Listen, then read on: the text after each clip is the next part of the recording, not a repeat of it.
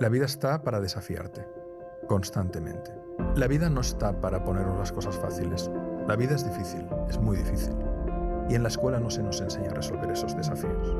La cuestión es mirar a la vida a los ojos, mirarla de cara. En el fondo, somos esclavos de nuestra niña interior y de lo que hizo para que le quisieran. Y es que está súper claro que sin comprensión, al final, pues no puedes evolucionar, ¿no? Y esa es la posición de la víctima. Como no tengo lo que yo siento que merezco, el mundo es injusto. ¿Has podido ver, Alex, desde tu experiencia, cuáles pueden ser los ingredientes de esas personas que les resulta más fácil cambiar de una óptica a otra? Uno, querido David, uno muy simple. Lo más importante en la vida no es lograr lo que quieres, es el camino hacia eso que quieres. Porque luego lo puedes lograr o no, pero lo que tendrás siempre es lo que has aprendido en el camino.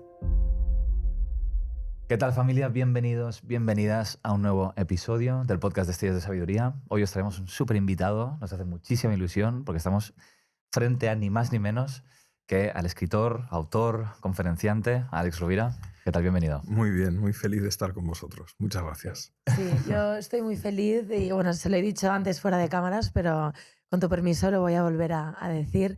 Para mí eres un invitado súper especial, no solo por tu recorrido y por tu persona, sino porque lo que era para mí mi padre, que falleció hace unos meses, siempre me acuerdo, ¿no? Yo era adolescente y veía en su mesita de noche un libro, La brújula interior, y siempre la tenía ahí.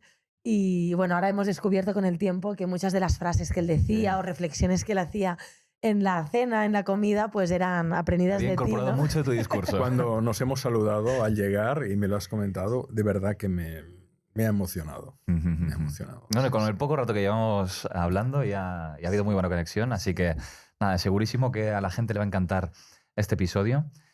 Y tenemos varias preguntas por hacerte y tenemos muchas ganas de escucharte, de aprender de ti y también de tejer puentes entre tu conocimiento y todo lo que puedes aportar a nuestra comunidad. Y bueno, un poco antes de todo queríamos empezar con una pregunta acerca, más a nivel personal tuyo, Alex, porque sí que es verdad que tú empezaste tu recorrido profesional en el mundo empresarial, ¿no? Y acabaste pues convirtiéndote pues eso, en una de las voces más importantes en el sector del crecimiento personal. Entonces, ¿cómo se da ese giro? Es decir, ¿qué pasa en tu vida, ¿no? ¿Qué circunstancia hace que sirve como punto de inflexión? La vocación siempre había estado. Vale. Yo en realidad quería ser médico. Quería ser médico, pero mi hermano mayor estudió medicina y mi padre, con quien tenía yo una excelente relación, me decía, ¿por qué no te dedicas al mundo de las organizaciones, de crear valor? Y bueno, pues sí. Porque en realidad me interesaban muchas cosas. Me gustaba mucho la psicología, me encantaba, la filosofía, la sociología, la antropología, la medicina, la biología, la astrofísica. Entonces me acuerdo que cuando tenía 18 años, ¿qué hago? ¿Qué hago? Y dije, bueno, pues voy a ir a por este camino y entré en una formación de empresariales. Pero yo ya de pequeño, de muy pequeño, siempre había tenido un gran interés por entender lo que no se ve. O sea, yo recuerdo que de muy pequeño, por ejemplo, me encantaba los relojes de mi abuelo antiguos, desmontarlos y volverlos a montar.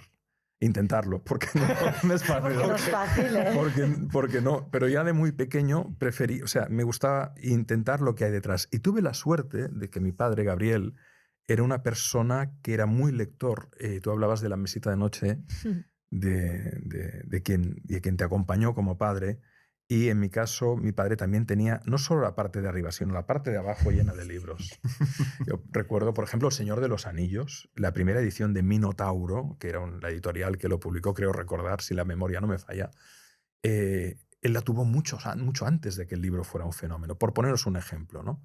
Entonces, en casa siempre había libros y yo le hacía mucho, era muy preguntón, ¿no? Tenía mucha curiosidad. Y entonces mi padre, a partir de cierta edad, me daba libros. Y me encantaba leer. Y me encantaba todo lo que tenía que ver con comprender. Entonces, si, por ejemplo, en el colegio veía que unos niños se metían con un niño, normalmente iba a defender al que era acosado, Pero me preguntaba, ¿qué les lleva a estos chavales a mostrar este odio contra este chaval que es un buen tío y que pasa por ahí, ¿no? Y esa vocación siempre estuvo ahí, sobre todo lo que tenía que ver con comprender el sufrimiento, ¿no? ¿Por qué sufrimos? ¿Por qué hay dolor? ¿Por qué? Porque era muy Mafalda en ese sentido.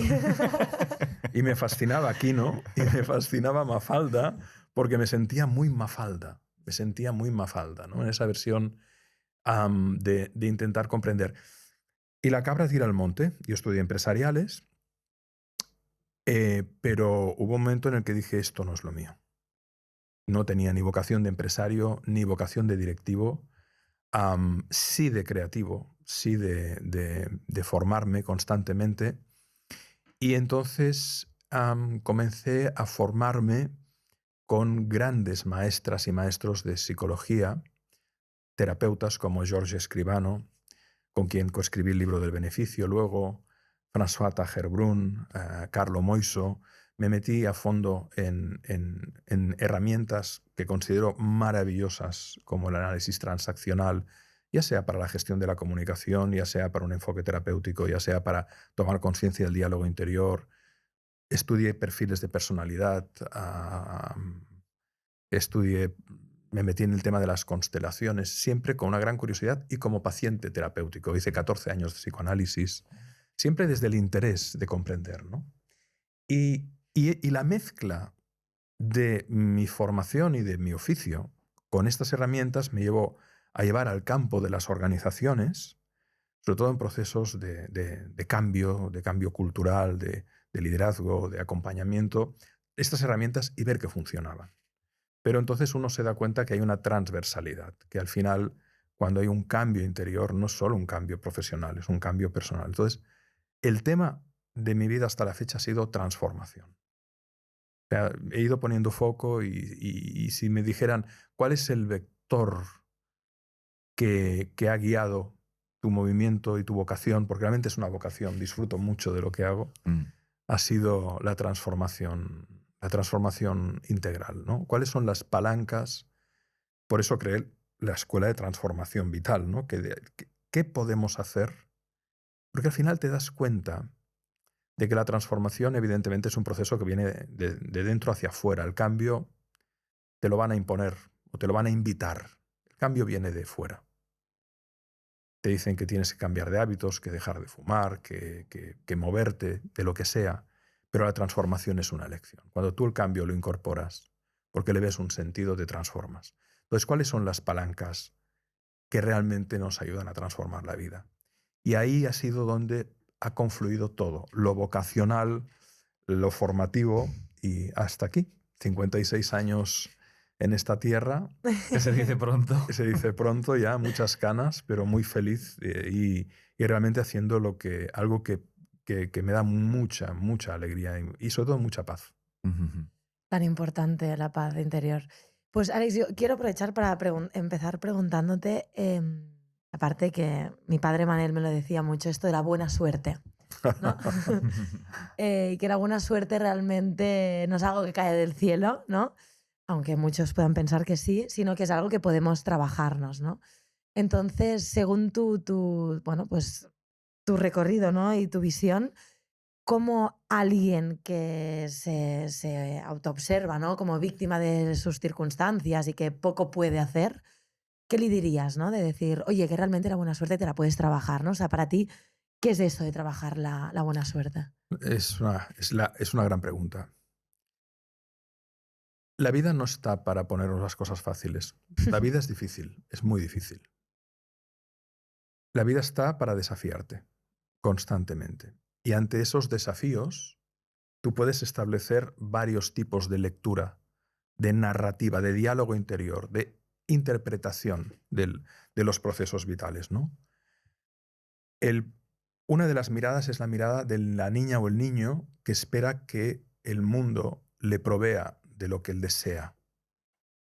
Entonces, esa mirada, tarde o temprano, lleva a una inmadurez crónica. Y esa es la posición de la víctima. Como no tengo lo que yo siento que merezco, el mundo es injusto y por lo tanto adopto una posición o de sumisión o de rebelión. Tengo mala suerte.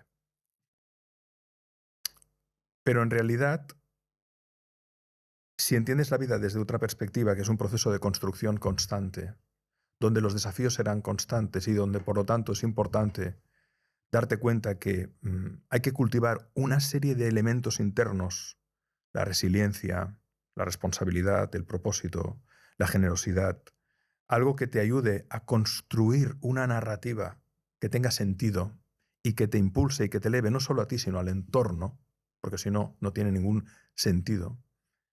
Situarte en un egocentrismo de ande yo caliente y ríase la gente, entonces te das cuenta de que, como decía Shakespeare, el azar repartirá constantemente las cartas, pero tú las jugarás. Y esa es la clave. Saber que la vida en realidad no es buena o no es mala, es qué haces tú con la vida y sobre todo qué haces tú con tus heridas. Porque al final lo que te permite irte construyendo como ser humano es el proceso de alquimización constante de las dificultades, de los duelos, de los procesos que vas a ir viviendo en la vida y creando las circunstancias para que aquello que tú quieres, sobre todo buscando un bien común, se pueda manifestar. Porque no va a haber nadie que te vaya a poner el pecho en la boca a partir de cierta edad. A partir de cierto momento tú tienes que crear las circunstancias para que aquello que es imposible sea posible. Y una vez es posible, sea cada vez más probable. Por lo tanto, ¿qué es la buena suerte? Una cosa es la suerte, el azar. Y el azar te puede facilitar o dificultar las cosas. Te puede bendecir o maldecir. Tú cruzas en un semáforo que está verde para ti y alguien se te lleva por delante. Eso es realmente, objetivamente, una mala suerte, ¿no? Y tantas cosas que te pueden pasar en la vida, golpes inesperados, enfermedades inesperadas, relaciones que no corresponden a lo que tú esperas. Pero frente a eso, tenemos dos opciones, ¿no? O cargarnos de rabia y de frustración y de ira, o incluso resignarnos a una apatía, o dejarnos llevar por ese torrente de emociones que nos van a destruir, o procurar decir, bueno, esto es lo que hay, ¿qué puedo hacer con lo que hay? Porque el sufrimiento puede ser estéril o generativo, puede ser inútil o puede ser productivo. Y yo no digo que tengamos que procurarnos el sufrimiento para crecer, pero ya que es inevitable pasar por el dolor y por el sufrimiento, es importante hacerse la pregunta, ¿qué puedo extraer de ello, ¿no? ¿Cómo puedo alquimizar esto y convertirlo en abono, ¿no? Con las piedras que me tiraron construí mi hogar, dice un proverbio, ¿no? Y para mí la buena suerte es eso. La buena suerte, en el fondo, es la capacidad de darte cuenta que no puedes lograr todo lo que deseas. Eso es una gran falacia de la autoayuda, una gran mentira. Si quieres, puedes. No es cierto. Muchas veces querrás y no podrás. Y no podrás. Absolutamente. Pero la pregunta es, ¿qué puedo hacer con lo que tengo? ¿Qué puedo extraer de esta experiencia? ¿Qué conocimiento puedo extraer de este proceso tan difícil? ¿Qué puedo hacer? Y eso implica humildad, eso implica reflexión, eso implica voluntad de aprendizaje, eso implica autocrítica, eso implica la voluntad de comprender y no estorbar, como diría José Luis San Pedro, ¿no? Y cuando tú tienes esa voluntad de comprender, pues bueno, vas integrando una serie de conocimientos que ya no pasan por aquí. El conocimiento que te transforma no pasa por aquí, pasa por aquí. Es un conocimiento compasivo, un conocimiento práctico, aterrizado, que lo impregnas en la sangre, que no es mental, que no es teórico. Y ya que pasas por eso, a mí me encanta el mito de Quirón, ¿no? Que es maravilloso, ¿no? El centauro, el medio animal y medio hombre, ¿no? Que ya de entrada viene a la vida fruto de una violación, ya tiene una herida psicológica. Además, nace como un monstruo, porque resulta que cuando Saturno viola a la ninfa toma forma de yegua, pero él la copula, entonces cuando nace el bebé, tiene las dos cosas, ¿no?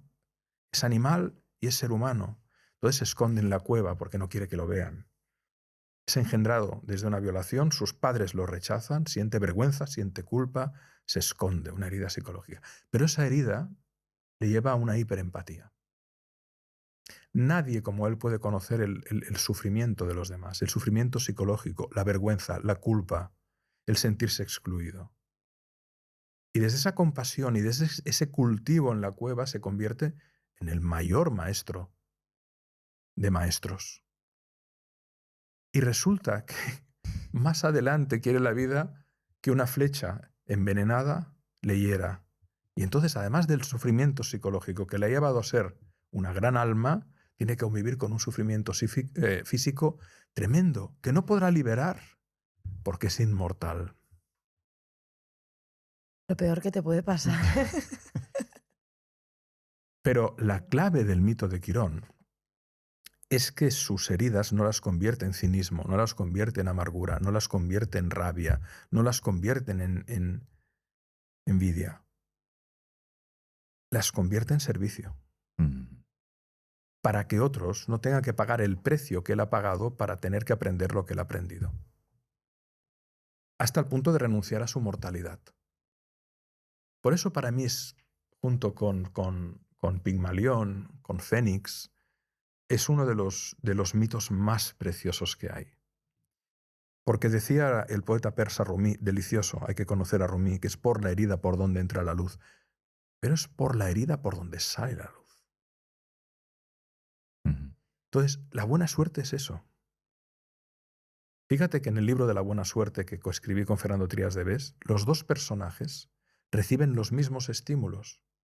Van a hacer un trébol de 4 hojas en las tierras del reino. Aquel que lo consiga tendrá suerte ilimitada.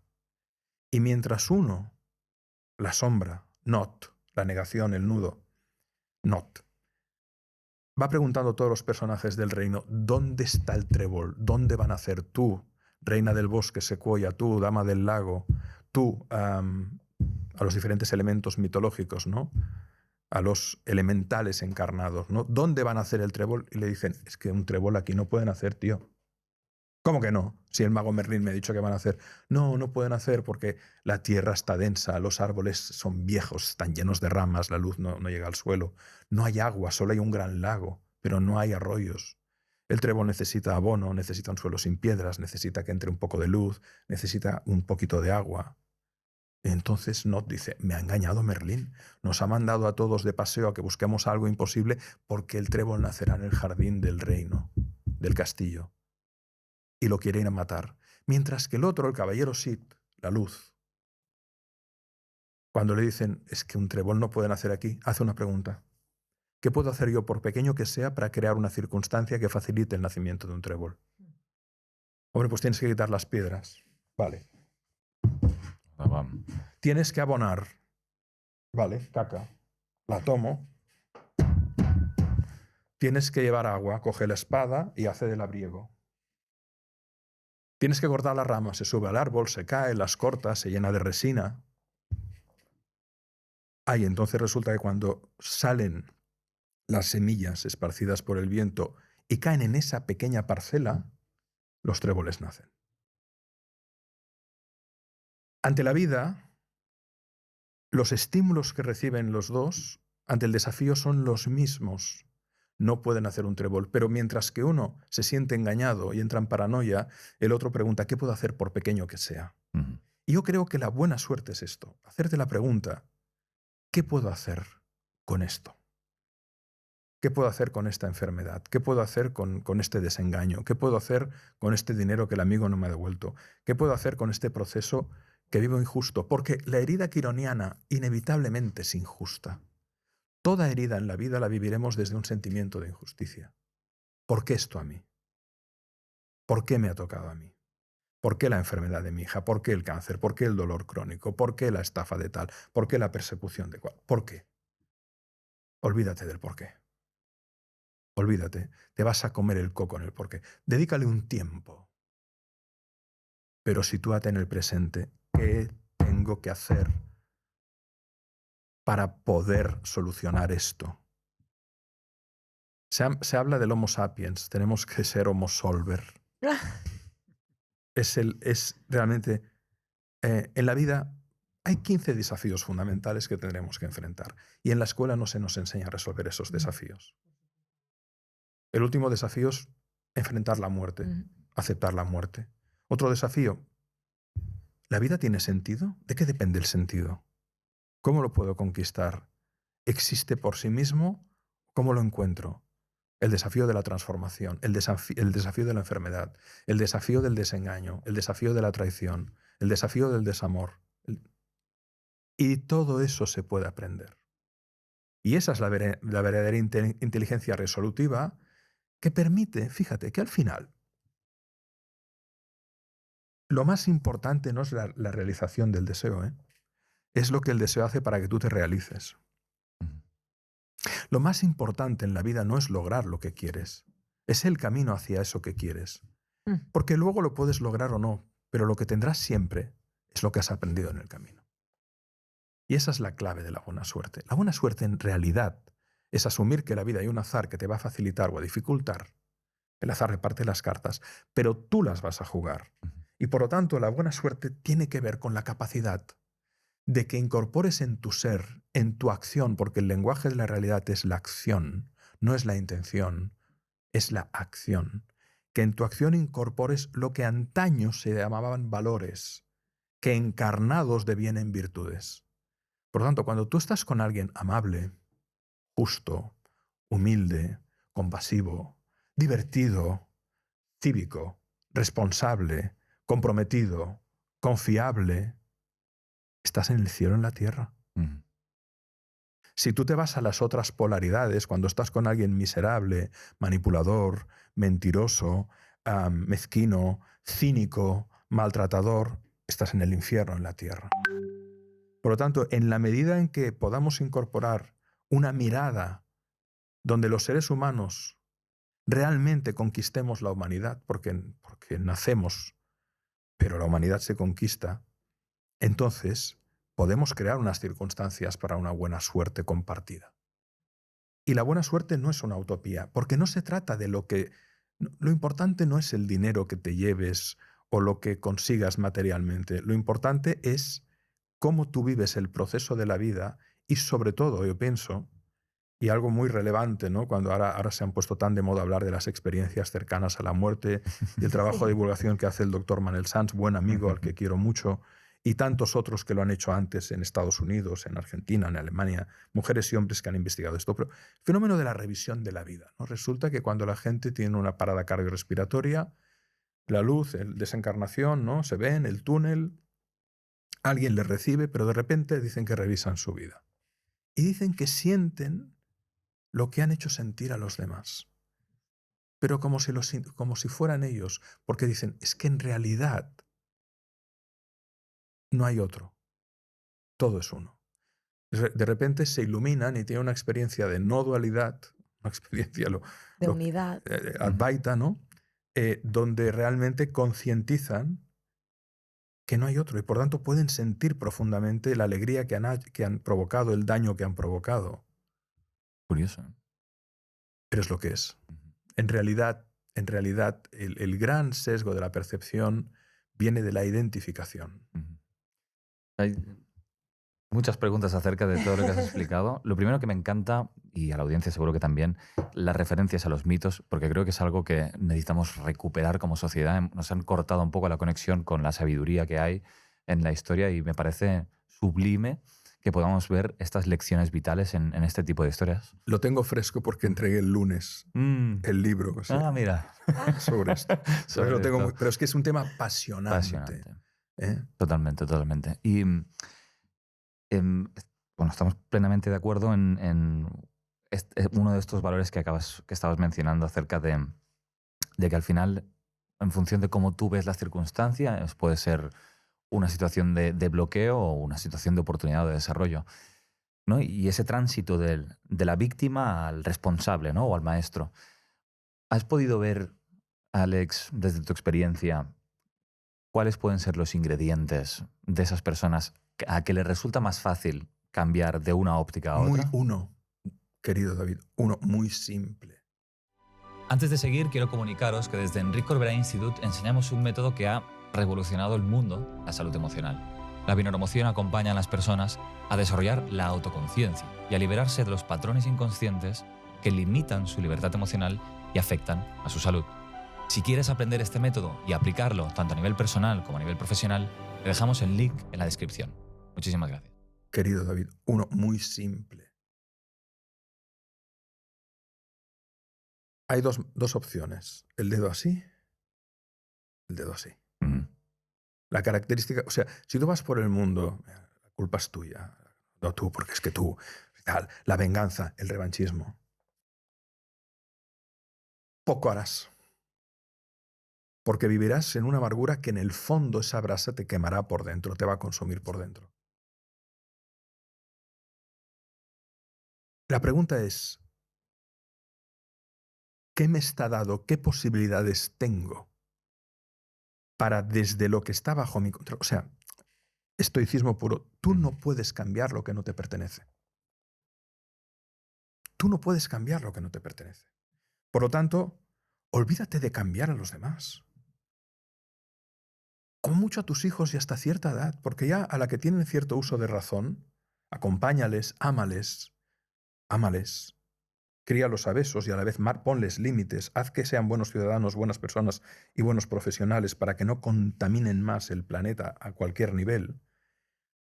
Pero tú no puedes cambiar lo que no te pertenece. Y tu pareja no te pertenece. Y tu tierra no te pertenece. Tú como mucho tienes tu cuerpo, tu parcela, tu ámbito. Y si aún así hay cosas que no puedes cambiar, lo que siempre puedes cambiar es tu narrativa, es tu actitud, es tu mentalidad. Por lo tanto, sin caer en el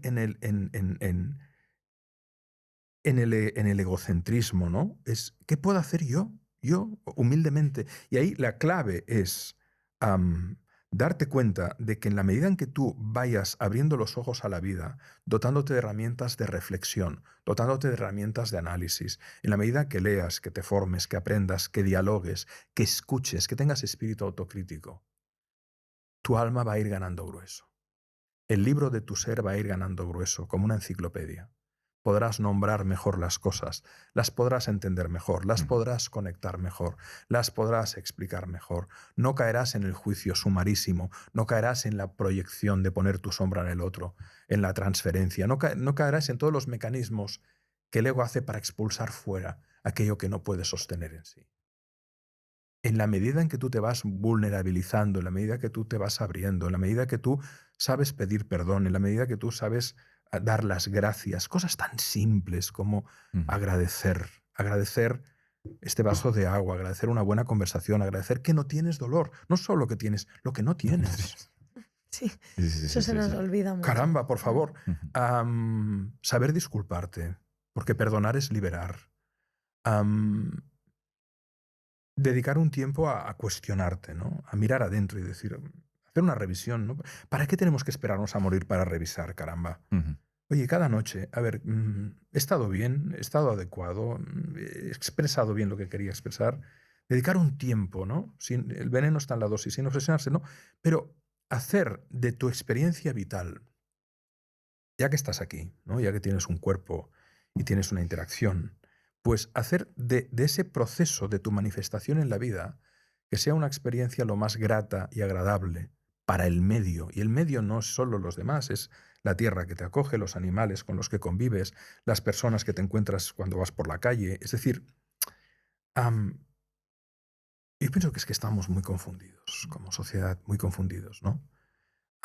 Estamos muy orientados a, a lo aparente, cuando realmente lo que queda no es lo aparente, es lo Sí. que tú te puedas ir trabajando, A ¿no? mí una cosa que has Totalmente. dicho antes, que creo que es importante recuperar, a ver si lo he entendido bien, que es que el hecho de que las personas cuando les sucede algún acontecimiento negativo, alguna desgracia, lo que sea, que se quedan en ese por qué a mí, por qué a mí. Es decir, buscar a veces la respuesta intelectual acerca de una determinada circunstancia adversa, eso en contraposición a una aceptación, de decir, bueno, me ha pasado esto, ¿qué voy a hacer a partir de aquí? Es decir, Correcto. este freno intelectual de tratar de entender por qué a mí o por qué me ha sucedido, efectivamente puede ser un palo en la rueda, ¿no? Totalmente, totalmente. Ujú. Es que es una frenada y además que muchas veces lleva a procesos de pensamiento circular que paran a la persona en el espacio-tiempo en ese momento que paró eso. Evidentemente, si hay que pedir ayuda para elaborar un duelo, se elabora. Si hay que expresar la rabia para soltarlo, se expresa. Claro que sí, pero avanzar, la vida avanza. Y en ese sentido, de nada te servirá quedarte en el loop, sino muy bien, hay esto, muy bien, ¿qué puedo hacer con esto? ¿Cómo lo puedo mirar de resolver? ¿Qué puedo aprender de esto? A mí hay un ejercicio que puede resultar chocante, pero que me ha resultado muy útil en momentos de alto desafío vital, ¿no? Ya sea una enfermedad grave de un hijo, ya sea un proceso de enfermedad propio complicado de un ser amado, ya sea una situación que vives como profundamente injusta, como sin entrar en detalles las que hablábamos antes de la entrevista, ¿no? Si yo hubiera elegido conscientemente esto, ¿por qué lo hubiera elegido? Y ahí encontrar la respuesta. Si yo hubiera elegido que este amigo me traicionara, ¿por qué lo hubiera elegido? Si yo hubiera elegido vivir esta enfermedad, ¿por qué? Pero no es un ejercicio de buenismo gratuito, ¿eh?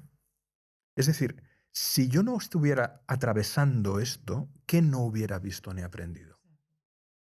Y ya que tengo que atravesar esto, ¿qué puedo ver y aprender? ¿Qué puedo ver y aprender? Eso no quiere decir que sea feliz con ello. No quiere decir que me resigne, sino mirarle a la vida a los ojos. La cuestión es mirar a la vida a los ojos, mirarla de cara, mirarte el espejo de cara y decir, bueno, ¿qué puedo hacer aquí? ¿Qué puedo aprender aquí? ¿Cómo puedo contribuir? ¿En qué me estoy equivocando? ¿Por qué estoy repitiendo este patrón de relaciones que resulta que siempre me llevan a sentirme de tal manera o elijo este tipo tal? ¿Qué no estoy viendo de mi presente, de mi pasado, de mis condicionamientos? Porque en realidad no hay nada que tengamos que hacer, solo comprender. Cuando tú comprendes profundamente, cuando tú conectas corazón con mente, entonces, la acción natural que se desprende de esa comprensión profunda tiene mucho que ver con una respuesta liberadora. Pero si no hay comprensión, hay repetición. Es como si nuestra psique, nuestro ser, nuestra alma, yo creo en la existencia de un alma, los griegos le llamaban la psique, que curiosamente era el mismo nombre que utilizaban para la mariposa, ¿verdad? Sí. De ahí psicología, la comprensión del alma, pero también es curioso, ¿no?, que la mariposa se haya utilizado como el símbolo del alma por toda la transmutación, la alquimia de la oruga a la mariposa, la crisálida, etc., ¿no? Pero cuando tú realmente eres capaz de vivir con voluntad de comprender, puedes dejar ir aquello que ya no necesitas. Puedes fluir mucho mejor con los procesos de transformación vital, porque ya no te aferras a nada. Simplemente aceptas y al aceptar liberas y puedes seguir avanzando en el camino de la vida, toreando los toros que constantemente van a ir aprendiendo. La adolescencia de los hijos, las dificultades que puedes tener a partir de cierta edad con tu cuerpo, la muerte de los padres, la lucha por las herencias, si es que las hay. Y Que ahí, las hay siempre. ¿O no? entonces, Yo tengo una amiga que solo le han dejado deudas. O sea, que ahí está. Y es entonces, otro tipo de herencia. claro. Y ahí está. Entonces dices, bueno, esto es un juego. En realidad, si tú miras la vida como un juego, y todo juego tiene unas reglas, tiene un campo, tiene un contexto, ¿para qué están los juegos? Para aprender a jugar, Ujú. para desarrollar una serie de habilidades que te lleven a poner una pelotita dentro de una malla en una portería o en a circulito en el suelo o lo que sea, ¿no? Cada juego tiene sus reglas, ¿no? O llegar con una piececita al final de un laberinto o de una espiral, ¿no? Bueno, pues la vida entendida como juego parecería que nos viene a decir que hay una serie de reglas y hay que aprender a jugar esas reglas. Y se pueden jugar en dos polaridades, ¿no? En la polaridad de la destrucción del otro o en la polaridad de la co-construcción desde la integridad con el otro. Y uno elige. A mí me encanta una cosa que has dicho porque aquí pensamos tan igual y me gusta que haya esta complicidad de que al final parece que hay aprendizajes que tú no puedes eludir en tu vida, ¿no? Y que si sigues un poco con esa actitud juzgadora y culpadora, te produce esa repetición, ¿no? Si no hay comprensión, hay repetición, ¿no? O esa compulsión a la repetición de la que hablaba Freud, Yo ¿no? quería plantear, que hace rato que lo tengo, Sí. Y se lo quiero plantear porque es algo que yo me cuestiono mucho, o intento observar e intento buscar Ujú, respuestas, ¿no? ujú. Y es que está súper claro que sin comprensión, al final, pues no puedes evolucionar, ¿no? Porque falta ese entendimiento. Pero no sé, Alex, si tú lo has observado, nosotros a nivel de nuestro trabajo lo hemos observado muchas veces, es que hay personas que parece, digo parece porque quizás es que realmente no ha habido una comprensión real, pero parece que ha habido una comprensión, que han tomado conciencia, que han ampliado conciencia, que han entendido, ¿no? Pues, por ejemplo, un patrón de funcionamiento que les hace vivir esas experiencias repetitivas, etcétera. Pero luego la puesta en acción, es decir, el cambio, ¿no? Porque tú, evidentemente, puedes tener como un momento de insight, un momento como de, ¿no? Mini iluminación, De sí, revelación, y sí. ver algo, pero claro, luego realmente que ese algo que has visto, que has comprendido, ¿no? Que has experimentado incluso desde aquí, no desde aquí, sino desde aquí, ¿no? ¿Cuántas veces hemos visto, o yo al menos lo he observado muchas veces, que luego es como que lo silencian, que lo vuelven a esconder, porque tienen tanto temor a cambiar, ¿no? Porque al final hay que pasar a la acción, ¿no? Mm. Entonces, tú, Alex, según tu perspectiva y todo tu recorrido, ¿qué crees que hace, ¿no? Una persona que ve algo y ya fluye con la transformación y cambia y se compromete con ella misma, o una persona que tiene esa comprensión, pero por lo que sea, es como que la bloquea y Es la no hay elección del cambio. beneficio. El beneficio negativo o el beneficio positivo. Muy simple. Y observo que tengo un patrón, por ejemplo, de relación y que elijo un tipo de pareja am, a la cual acabo, por ejemplo, sosteniendo, manteniendo, por decir un Ujú, arquetipo, ¿no? ujú. Y me doy cuenta de eso. Y lo cambio temporalmente, pero luego vuelvo otra vez. Nuestro cerebro funciona por placer. Y hay placeres paradójicos, por ejemplo, el masoquismo. Entonces, si tú sostienes algo que objetivamente te perjudica, es porque hay un beneficio psicológico que, aunque sea de naturaleza negativa, te aporta algo, por lo cual sigues persistiendo en eso. Por ejemplo, mantengo ese tipo de relación porque en el fondo no he acabado de ver que estoy repitiendo un patrón de relación como el que tuve con papá o con mamá. Y aunque creo que lo he comprendido, en realidad no lo he acabado de integrar. Por eso, cuando una persona se encuentra ante una disyuntiva y tú ves que no acaba de incorporar el cambio, siendo consciente de que se está autodestruyendo, la pregunta es, ¿a qué beneficio no quiere renunciar? Ujú. Porque ahí siempre está la trampa. Y la trampa tiene que ver con el apego del ego a sentirse vivo de una determinada manera. Entonces, en la medida en que la persona sea capaz de identificar a qué beneficio negativo está enganchado, sabiendo que a pesar de eso se está autodestruyendo, si realmente lo puede llegar a ver y a comprender y a aceptar y a atravesar eso puede ser tremendamente doloroso, porque a lo mejor tiene que aceptar que no tuvo la relación con papá que quería, que nunca la va a tener, y que por lo tanto desde el adulto que es ahora tendrá que reconstruir no solo al niño o la niña que es, sino al padre.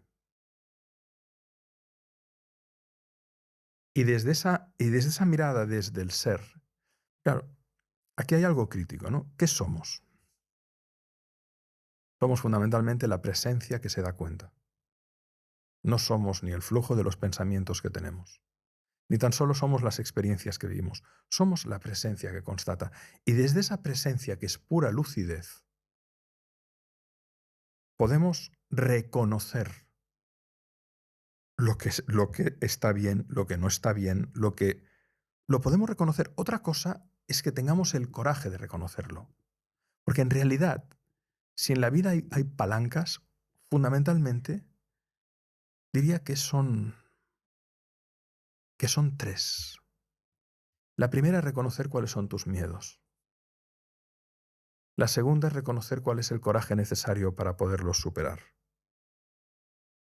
Y la tercera, una vez superados esos miedos con coraje, a darte cuenta que la verdadera transformación nace de un equilibrio importantísimo entre el rigor de la mente, es decir, el amor a la verdad, la verdadera filosofía, pero no me refiero a la filosofía como estudiar filosofía, no, no. ¿Esto es verdad o esto es mentira? ¿Esto es verdad o esto es falsedad? ¿Esto no es íntegro o esto es íntegro? Y acompañar eso con la intención de ejercer el amor entendido en 3 dimensiones: comprender, cuidar e inspirar. Cuando una persona es capaz de reconocer sus miedos, cuando una persona tiene el coraje de trabajarlos, de enfrentarlos, de superarlos, miedos de todo tipo, desde los complejos que pueda tener hasta las falsas creencias que pueda tener, miedos superados. Y luego, una mirada lo más honesta posible consigo mismo, de entrada consigo mismo. Entonces es mucho más fácil que la mirada de la vida cambie. Mi aforismo favorito es una frase de Proust que dice: aunque nada cambie, si tú cambias, todo cambia. Pero ¿en qué consiste ese si tú cambias? ¿Cuándo realmente podemos mirarle a los ojos de ese posible cambio? Cuando tú te cuestionas aquello que estás sosteniendo que no es verdad, que no te es útil y que te hace daño. Ese es el cambio. Y cuando tú lo incorporas, porque ya no dependes de que alguien te diga tienes que, sino que tú dices decido, entonces te transformas. Esa es la gran diferencia entre el cambio y la transformación. El cambio es una invitación, una imposición. La transformación es una elección. Pero para transformarte se necesita coraje. Sí. Es que esta pieza del coraje creo que es clave. Es crítica. Es la palanca crítica de la transformación vital. El primer poder es el coraje. Luego viene la responsabilidad. Luego la humildad, el propósito, la confianza, el amor y la entrega. Son los 7 a mi manera de ver, ¿no? Pero primero es el coraje, porque sin coraje, sin valentía, no puedes enfrentar tu sombra, tus miedos, tus malos hábitos, las narraciones falsas que te haces, las proyecciones que haces de tu propia basura a los demás. A mí, no sé si estás de acuerdo, Alex. Claro, este coraje te lleva... compartimos contigo que es clave, porque en esos procesos de cambio, al menos desde nuestro punto de vista, cuando tú te planteas un cambio importante, transversal, pues parece que te toca ser el malo de la película, ¿no? Te parece que te empieza... Porque confrontas a los demás con sus propios miedos y sombras. Correcto. ¿no? Claro. Empiezas como un proceso como disruptivo, ¿no? Te vuelves algo disruptivo. Y porque eres la mosca cojonera, con perdón, ¿sabes? Exacto, exacto. Y esto me lleva a un punto, ¿no? que quería tratar contigo y que nos encontramos mucho con este perfil, sobre todo en consulta. Este es uno de los más importantes, ¿no? Que es el tema, lo trataste en una charla con Xavier Guix, que es el tema de ser demasiado bueno, ¿no? Que creo que el título de su libro va un poco por el problema de ser demasiado bueno. ¿no? La bondad mala. Exacto. La bondad buena, este es un concepto del maestro y queridísimo amigo Antoni Bolinches, inmenso maestro. La bondad buena y la bondad mala. Bondad buena. Hago el bien sin hacerme mal. Bondad mala. Hago el bien y me hago mal. Claro. Bondad buena. Soy una persona adulta y madura que contribuyo al bienestar del otro sin perjudicarme. Bondad mala. Soy el niño bueno que, como quiere ser querido, hará actos de bondad para que le quieran, aunque se acabe hundiendo en la miseria. Claro, comprender esta diferencia es fundamental. Pero, ¿por qué hacemos la bondad mala? ¿Porque somos buenos? No, porque queremos que nos quieran. Y el precio que pagamos a veces es el precio del pagafantas. A gran escala. A gran escala. No solamente en el amor, sino a gran escala. Existe el peligro. Claro, la posibilidad, o muchas veces se puede llegar a interpretar de me hago el bien y hago el mal. Oh, por supuesto. Claro. Por supuesto, por supuesto. Bueno, y ahí estaría todo lo que tiene que ver con el egocentrismo, la egolatría, el egoísmo. Bueno, al límite la sociopatía, comenzando por un narcisismo hasta llegar a la psicopatía extrema, ¿no? Es que me parece que a veces puede... Por eso es importante. Por eso es importante que la persona desarrolle el pensamiento crítico no solo para mejorarse, sino para defenderse. Porque si tú no ves... O sea, esto es el cuento de la Caperucita, ¿no? Pero caramba, pero que no ves que es un lobo vestido de abuela. Pero que no lo ves. No, sí que lo veía, en el fondo lo veía. Y además me advirtieron mis buenos amigos. Pues entonces, cuidado con la adicción a la adrenalina, reina o rey, Sí, ¿sabes? sí, eso sí. Que te va a matar. Pero muchas veces para ponerte en coherencia, bueno, a mí me ha pasado, ¿no? Personal, yo o sea, he pasado muchas crisis muy fuertes de muchos tipos y siempre en estas crisis, pues atendiendo lo que tú decías, a tu reflexión, Alex, intentas comprender, ¿no? Qué mensaje tiene la vida, ¿no? Para mí, en esa experiencia de dolor, ¿no? ¿Qué tengo que aprender? ¿A qué debo prestar atención? ¿Qué aspectos tengo que transformar? Y muchas veces, al menos mi experiencia y bueno, también a nivel profesional, claro, te invita la vida a que te pongas en una coherencia, es decir, que hagas unos cambios, ¿no?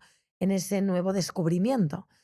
Y claro, cuando tú te transformas, claro, evidentemente tu entorno está acostumbrado pues, a obtener, A un rol, claro, a un rol tuyo. a una función de proveimiento. Exacto. Tú provees. Exacto, sin culpar al entorno, porque es una dinámica que se ha dado, podríamos analizar 1000 cosas por qué se da, es igual. El tema es una dinámica que estaba dada. Sí. Claro, Tú yo entras estoy en una nueva versión de ti. Exacto, entonces hago una transformación. Y claro, eso va a molestar, es decir, molesta, es decir, a la mamá, al hijo, Qué a la mejor qué amiga. maravilla les estás invitando a que maduren. Exacto. Punto. Y mucha gente confunde esto, ¿no? Porque dice, ¿cómo yo puedo Y si no les, fallar a mi mamá? y si no les va bien, es que en realidad no estás fallando a nadie, no le debes la vida a nadie. Hónralos, agradécelos, pero no tienes por qué someterte a la expectativa de, Ahí está. que es muy distinto. Ahí está. Es muy distinto. Y ahí está la cuestión. Si tú te mueves y los demás en un movimiento en el que tú no, objetivamente no perjudicas a nadie, sino al egoísmo de alguien, entonces en realidad no te aman. Están esperando que sigas proveyendo esa función, esa atención, que seas... Normalmente cuando esto sucede, las personas a las que no les gusta que te muevas no te ven como un sujeto, te ven como un objeto. Una caja de Kleenex, un bastón en el que apoyarse, un cajero automático, Sí. Sí, vas con la cara de cajero automático. Sí, juegas una función. Mira, esta persona me secará los mocos y las lágrimas. Esta persona será el proveedor esta persona será la que me escuchará constantemente, ¿sabes? El confesionario. Esta persona será el pagano. Entonces, no hay una relación al sujeto, hay una relación al objeto. Y eso es psicopático. Pues está lleno, ¿no? De psicopatía. Bueno, entonces por eso digo que la conquista es poder realmente humanizarnos. ¿Tú consideras, Alex, por eso que...? Hay animales que son mucho más compasivos, incondicionales y generosos que la mayoría de la especie humana. Totalmente. Lo siento, Sí. adoro a los animales. Y no me extraña que cada vez haya más gente que se relacione más con los animales que con los humanos. Hay gente que haya tirado la toalla una fuente con el de amor humano. incondicional, de lealtad incondicional, de aceptación incondicional. Ahora, qué maravilla cuando encuentras a una buena persona, de verdad. Pero no es tanto que eres hermano, sino que la gente te percibe como tal. ¿Crees que es un poco el precio a pagar? Claro, porque cuando dejas de proveer la función que sea y se ha articulado la relación en función de una función, valga la redundancia, a la que dejas de suministrar ese beneficio, eres malo. Pero no te lo dice un adulto, te lo dice un niño, porque el que tiene una relación de dependencia es un niño psicológico, no un adulto. Un adulto se alegrará de tu bien.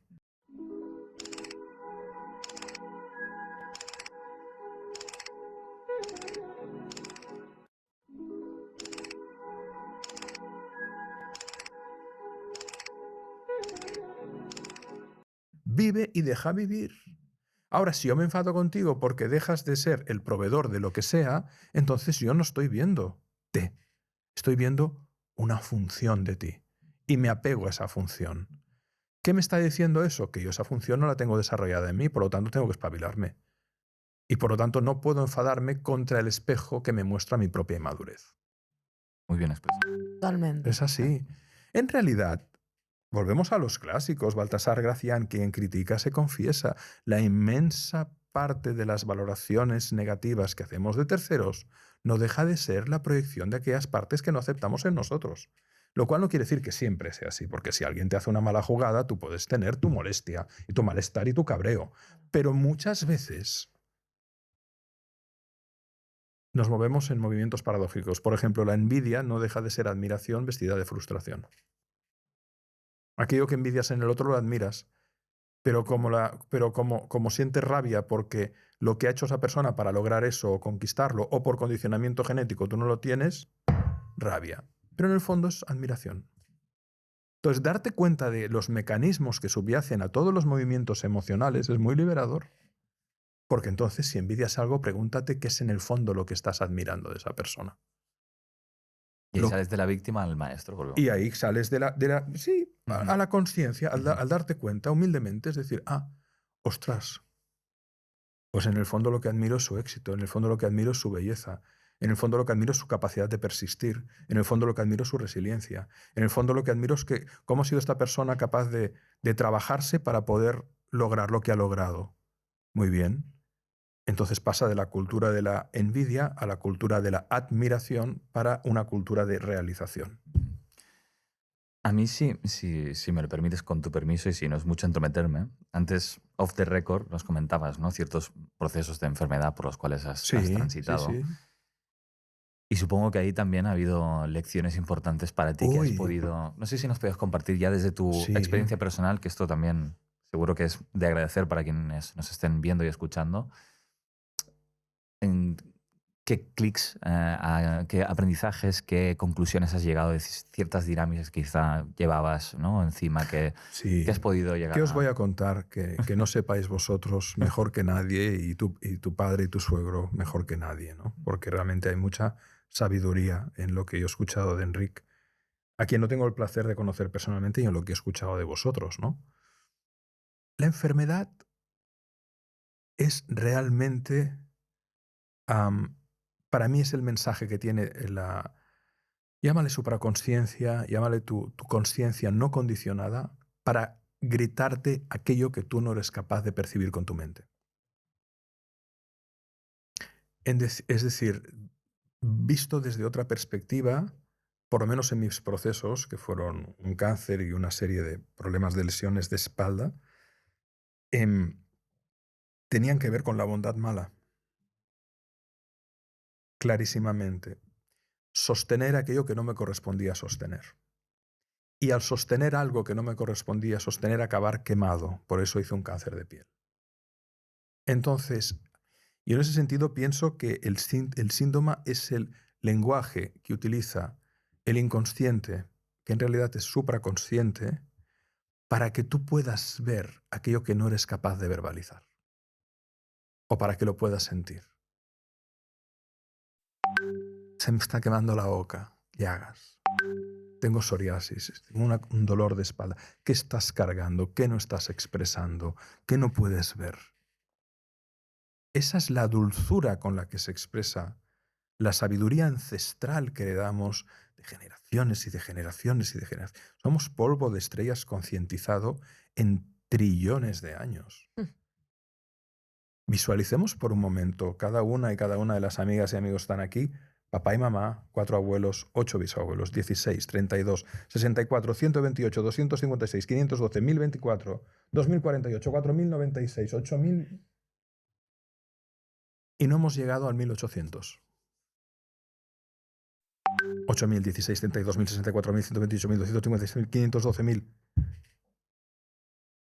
Venimos de una constelación infinita de almas que se han amado, que han parido, que han muerto, que han luchado, que han vivido pandemias, que han vivido guerras, que han tenido que cohesionarse, que han enfrentado enemigos, que han enfrentado violaciones, que han habido incestos, amores ocultos.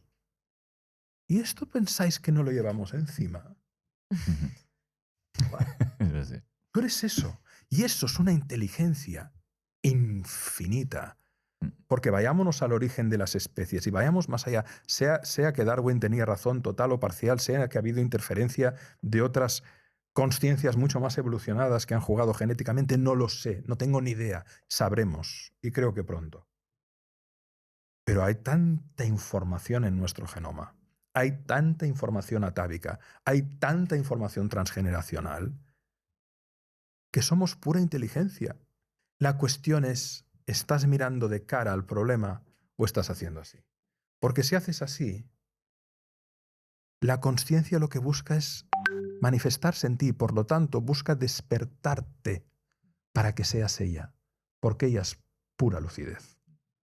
Y por lo tanto, si tú no quieres despertar, la consciencia se manifiesta a través de lo físico, llamándote la atención para que despiertes. Y eso se le llama síntoma.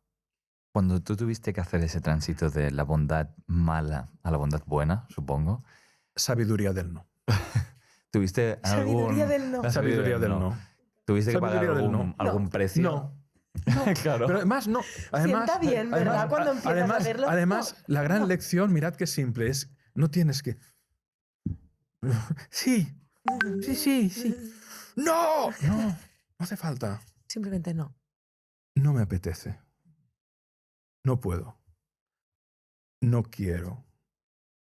Es que no es mi asunto. Espabilate. Oh, pero espabilate. Espabilate. Y cambió mucho tus Todo. relaciones. Todo. Relación parental, relación fraternal, relación filial. Todo. Hay un espacio de reconfiguración y un tiempo de reconfiguración y un momento de estupor, porque cuando tú sales del juego psicológico en el que has estado en el rol, en mi caso, de salvador, sabéis que hay 3 grandes arquetipos, ¿no? El salvador, el perseguidor o la víctima. Y normalmente cada uno de esos 3 arquetipos, perseguidor, salvador o víctima, establecen dialécticas. Normalmente el que comienza en salvador acaba en víctima. Luego hay la falsa víctima que acaba en perseguidor, el falso salvador que acaba en perseguidor. Triángulo dramático de Stephen Cartman. Maravilloso. Junto con el concepto de juego psicológico de Eric Berne, ¿no?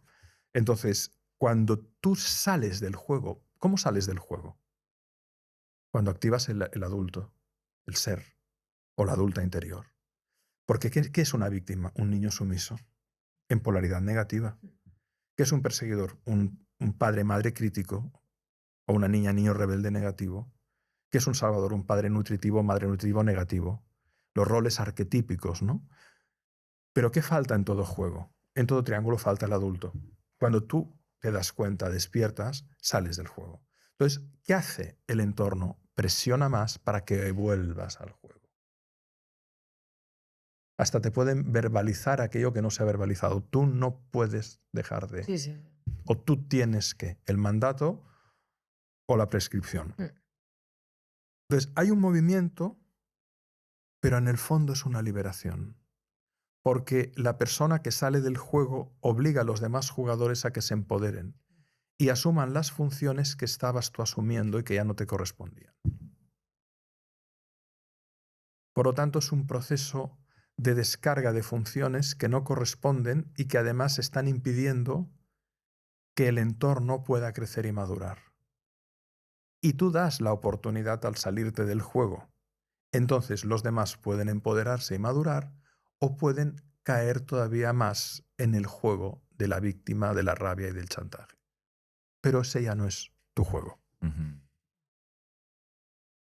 Y tienes que asumir las consecuencias, porque en el sentido, yo por ejemplo cuando he hecho cambios, en mi familia han habido muchísimos cambios, algunos me han entristecido mucho porque ha supuesto pérdidas, etcétera.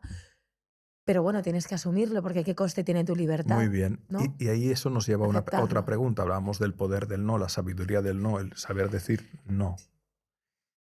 Pero la pregunta importantísima es ¿qué es lo que tienes que aceptar? Pues tengo que aceptar que no me querrán como querrían. ¿Y eso es bueno o malo? ¿Quién sabe? Es distinto. Sí. Tengo que aceptar. Al final, la pregunta importante es ¿qué es lo que tengo que aceptar? Porque una vez asumes que todo tiene un precio, que cualquier decisión que tomes, cualquier punto en la vida, es una disyuntiva. Y cualquier camino que tomes implica una renuncia al otro camino. Por lo tanto, esa renuncia es un precio. Entonces, a partir de la aceptación del precio de la vida, del peso de la vida, te puedes liberar del peso de la vida. Porque dices, bien, yo descarto que no me quieran como me quieran o que no me vean como me veían, que normalmente son mecanismos de compensación egoica. En el fondo, somos esclavos de nuestra niña interior y de lo que hizo para que le quisieran. Cuando tú encuentras ese amor propio que no tiene que ver tanto con la autoestima sino el hecho de un amor incondicional a la vida que habita en ti y en cualquier otra persona. No por lo que te digan, no por sino... No dejas de estar en función del reconocimiento de afuera. Cuando tú te sitúas en esa paz de decir, bendigo la vida que hay en ti y que hay en ti y la mía, y bendigo el juego que nos lleva a conocernos y a interactuar para aprender, pero no me agarro a nada, ahí ganas mucha libertad. Pero evidentemente la vida sigue y los síntomas seguirán floreciendo y este es un proceso de nunca acabar hasta el momento en el que te toca trascender o desencarnar y ahí supongo que haces un balance general y luego yo no sé lo que pasa. Ni tú ni nadie, ¿no? Sí. David y yo siempre tenemos debates sobre eso. Qué pasa a partir de ahí. Y mira, yo quiero hacerte... Yo en realidad creo que tengo una hipótesis, pero... Venga, va, suéltala, ¿eh? Ay, la queremos escuchar, Alex, la queremos escuchar. Muy simple. Dicen, a ver si estás más cerca de mí o de... A ver. Bueno, dicen que en realidad dicen que nos encarnamos, ¿no? En una secuencia, sí. Algunos dicen, ¿no? Yo en realidad pienso que todos somos todos. ¿Se te ocurrió una idea millonaria para una app web? Ahora podés hacerla realidad con Hostinger Horizons. Para empezar, solo tenés que contarle a Horizons qué es lo que tenés ganas de crear. Vas a recibir una primera versión al instante. Podés previsualizar tu proyecto y hacer cambios chateando con la IA. Cuando esté lista, publica tu app con un solo clic y compartila con el mundo. Podés conectar tu propio dominio directamente desde la interfaz. No necesitas saber programar. Con Hostinger Horizons, creás y alojas tu app web en un solo lugar, además de obtener email y mucho más. Entra a hostinger.com.ar y haz realidad tus ideas.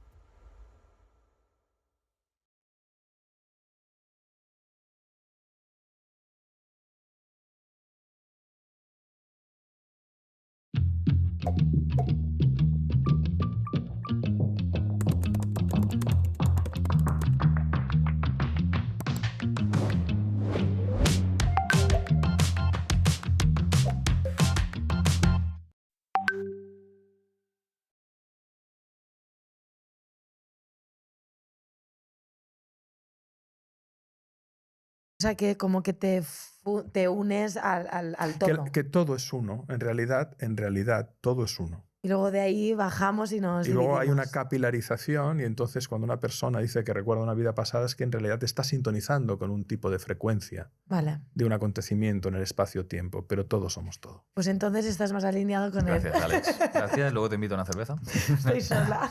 Yo quería hacerte una pregunta personal.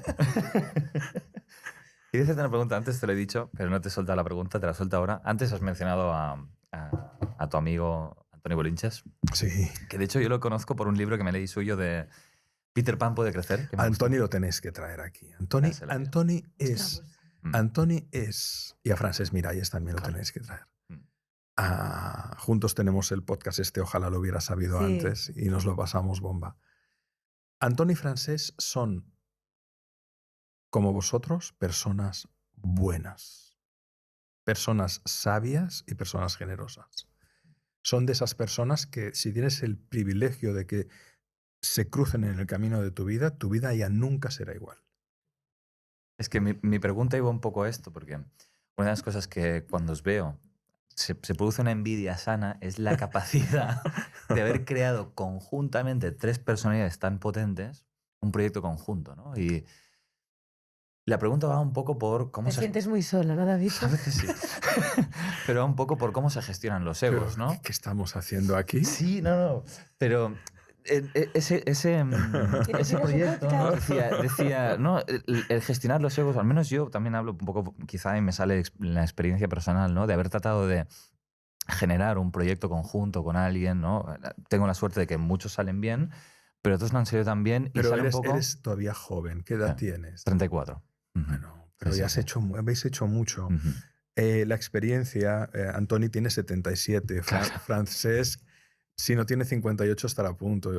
Yo ¿cuántos acabo de cumplir? 56. No sé mi edad.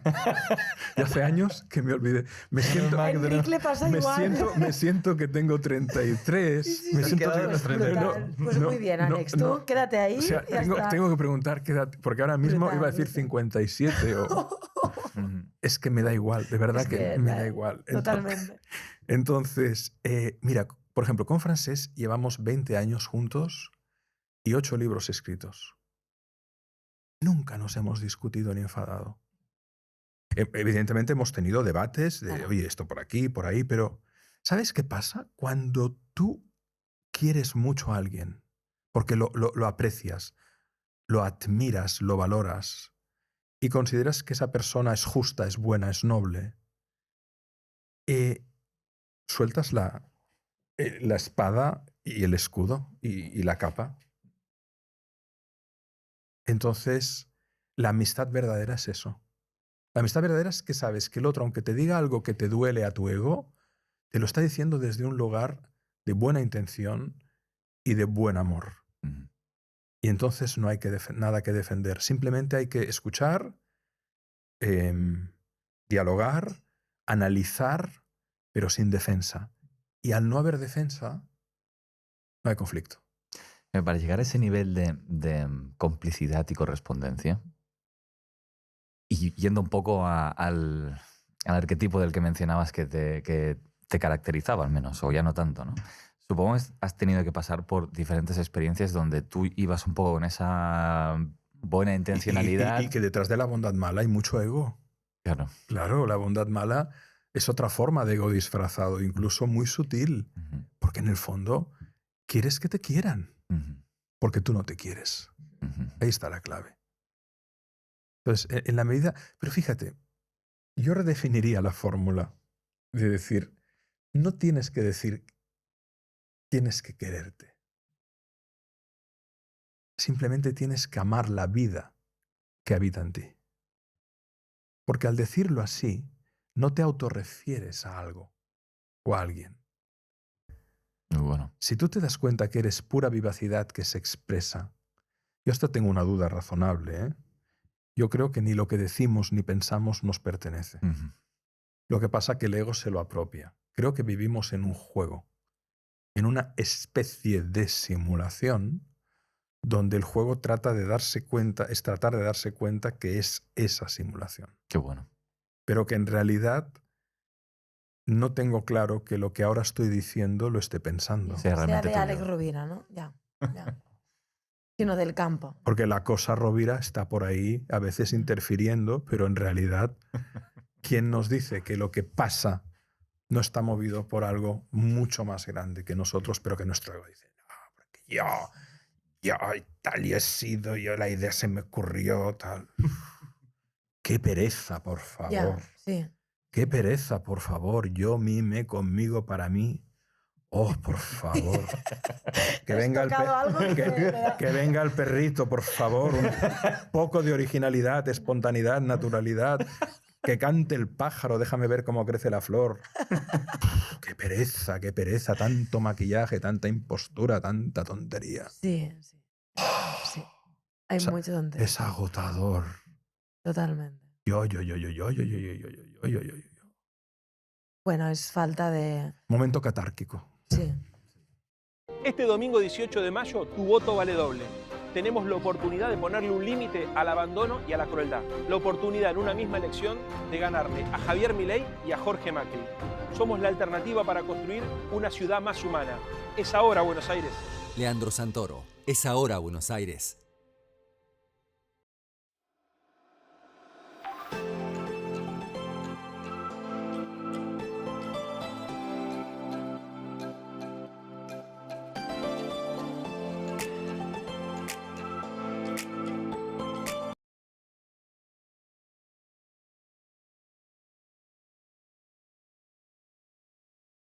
Sí, tal cual. Yo Por eso, perdón, cuando ves un bebé o cuando ves un anciano que ya le da igual todo y que... esos me encantan a mí. Oh. Esos me encantan. Oh, por Que les favor. da igual todo. Oh, por ya. favor, que Sí. los adoptarías. Ven, y te los sentarías a la falda y dices, Sí. por favor. Ahí está. Es curioso, ¿eh? El inicio Ahí y el está. final de la vida. Ahí ¿eh? no hay defensa, ¿sabes? Ahí no hay No hay ego. tengo que ser. Es, Ahí, yo ya soy. se dejan en paz. Ya, Fluyo, venga, ¿sabes? va. Sí, a mí es súper curioso. Yo cuando era más joven hacía mucho, bueno, hacía cosas raras, ¿no? Pero sí, siempre... ¿Quién no las ha hecho?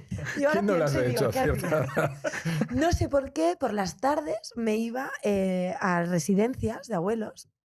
Ah, pero no tenía ningún abuelo yo ahí, ¿eh? Bueno, pero Pero me iba a la ahí había residencia. esa sabiduría que te guiaba. Iba ahí Claro. y hablaba, preguntaba, escuchaba y sobre todo lo que más me gustaba era eso, esa autenticidad, ¿sabes? De ya no mantener formas o de no querer aparentar, sino estoy ya tan jodido, no me estás viendo aquí. Sí, ¿no? Y de Estoy saber tan que, y desnudo de saber que en cualquier momento, Exacto, exacto, entonces, vivir con esa exacto. aceptación, ¿no? Con Sí, esa, sí. con esa inmanencia, trascendencia, llámale como quieras, ¿no? Con ese estar ahí, Sí, esa disponibilidad total, ¿no? sí.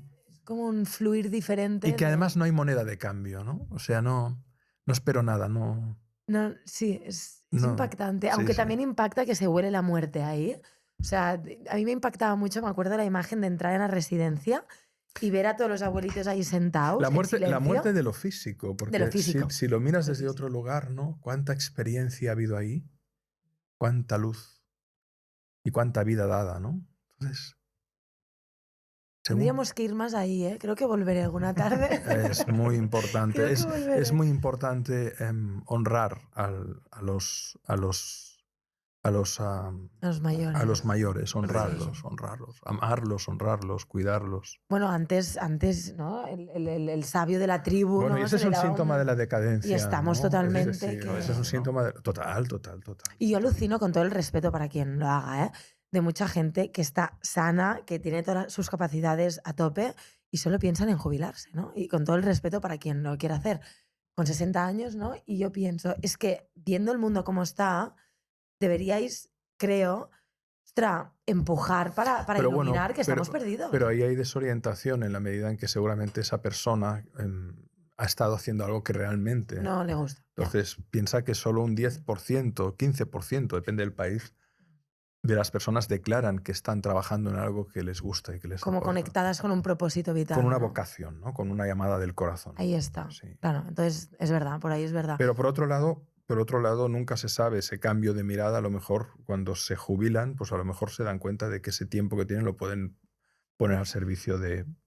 Y entonces cambian el chip. Es que es eso, o sea, yo pienso que uno de los cambios que necesitamos es que nuestros mayores, y cuando digo mayores me refiero a cualquier edad, como si son 80 años, sean conscientes que pueden aportar muchísimo a la sociedad. Sí. ¿Sabes? En Occidente nos hemos construido desde una gran arrogancia.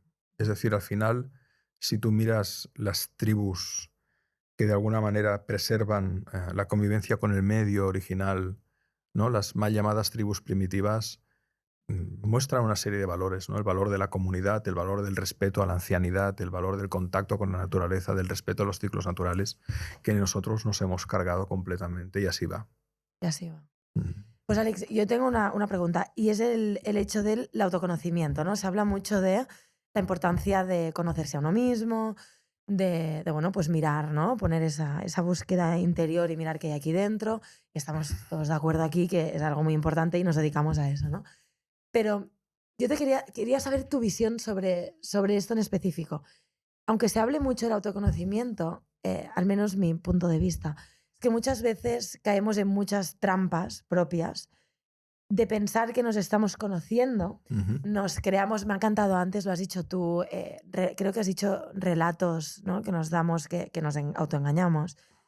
Y somos expertos, creo, ¿no? en generar en construir relatos, historias sobre nosotros mismos que a la vez nos esclavizan, ¿no? Porque nos explicamos unos relatos que no tienen nada que ver quizás con lo que hay realmente aquí dentro. En realidad pretenden sostener un personaje. Ahí está. Entonces te quería preguntar, ¿cómo crees, o según tu experiencia propia, ese camino de realmente empezar a conocerte? Para ti, ¿cómo sería este camino? Yo creo que lo explicaba impecablemente otro gran maestro que en paz descanse, Antoni Blai Fontcuberta, ¿no? Cuando él hablaba del yo-idea, el yo-ideal y el personaje, ¿no? Frente al yo-experiencia, es decir, el yo-idea, lo que yo creo que soy, que normalmente es un montaje del ego. Y normalmente el yo-idea, porque fijémonos, ¿no? Yo-experiencia, lo que soy desde la experiencia objetiva. lo que hago, la realidad objetiva de lo que soy y de lo que he hecho y de lo que hago. El yo-idea normalmente nace de la frustración. El yo-experiencia nace de la realidad. El yo-experiencia está conectado a la hora, al presente. El yo-idea es una entelequia. Es una idea que se cree real. Y normalmente, como hay frustración, proyecta ese yo-idea a un yo ideal con L final, al futuro. Como ahora no soy, seré. Como ahora no tengo éxito, ya os vais a enterar. Como ahora me han hecho esta putada, ya os la voy a devolver, ¿no? Y aquí está el ego con sus miserias, sus rencores, sus proyecciones, sus fantasías, sus deseos. Pero normalmente aquí hay rabia, hay miedo, hay dudas, hay vanidad. Pero llegará un día en el que seré. Lo que vincula el yo ideal proyectado desde la frustración del yo idea es el personaje. Véase perfiles de Instagram siempre desde el mismo lado y mostrando el mismo escote, la Con misma filtros. sonrisa o el mismo musculito tensado. El personaje. Detrás de ese yo idea, yo ideal y ese personaje que lo une está el yo experiencia o el ser real. Entonces la clave pasa de salir del tinglado y situarte en el yo experiencia.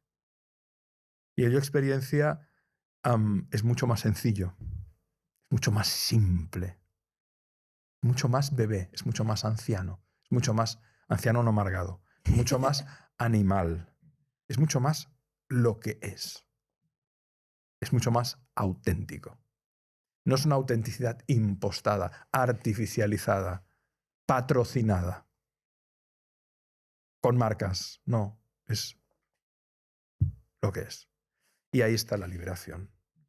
Pasar de la esclavitud del tener que ser, pasar de la esclavitud psicoestética, por ejemplo, ¿no? De identificarte con un cuerpo que si el cuerpo deteriora, yo no me puedo deteriorar como cuerpo porque soy el cuerpo, y entonces todo el tinglado que hay detrás de todo eso, ¿no? ¿Tienes una gran idea de negocio y quieres llevarla al mundo digital? Con GoDaddy, dar el salto es muy sencillo. Te ofrecemos herramientas intuitivas y fáciles de usar que te acompañan en cada paso. Además, con GoDaddy Airo puedes construir tu negocio con la ayuda de la inteligencia artificial. Da el salto en línea con GoDaddy.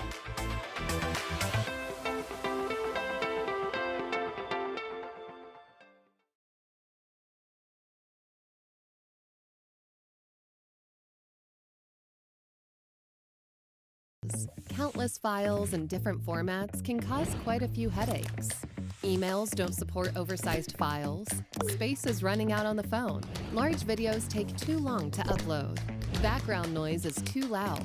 Meet the brand new Wondershare UniConverter 14 with user-friendly designs, powerful features, and enhanced performance. The all-in-one video toolbox that has everything you could need. Let the spectacular journey begin. Convert media files between 1,000 video and audio formats, including multi-encoded 8K, 4K, HDR video with GPU acceleration at lightning speed in just one click. Simple slider control. Different modes and settings help you compress video without quality loss. Editing features are tailored to meet your creative ideas. Download and try it free today.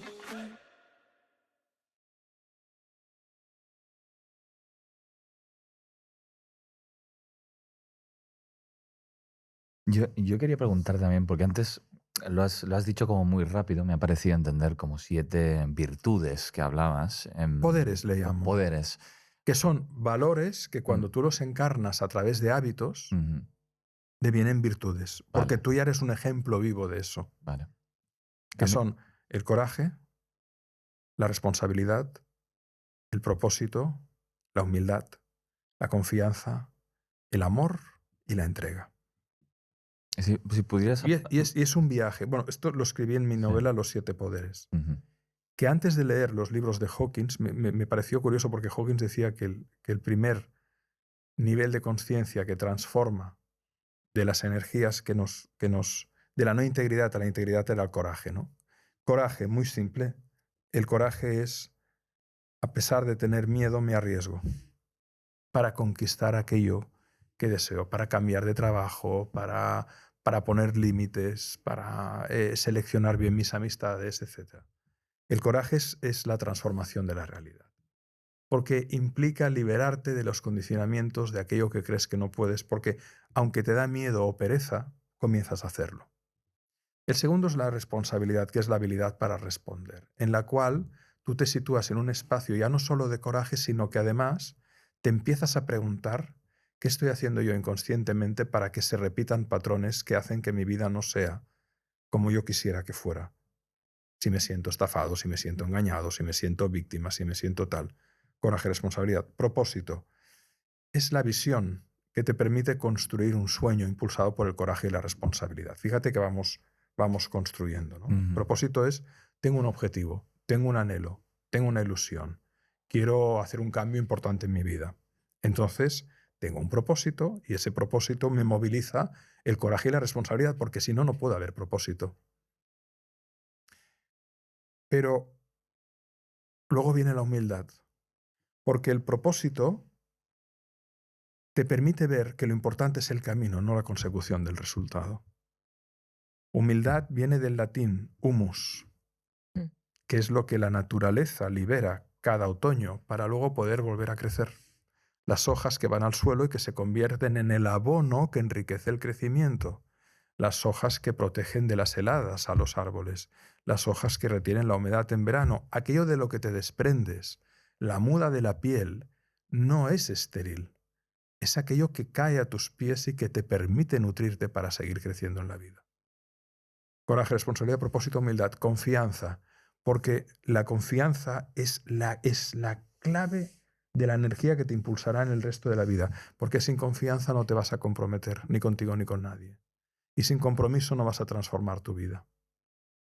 Y una vez hay coraje, responsabilidad, propósito, humildad y confianza, inevitablemente surge el amor.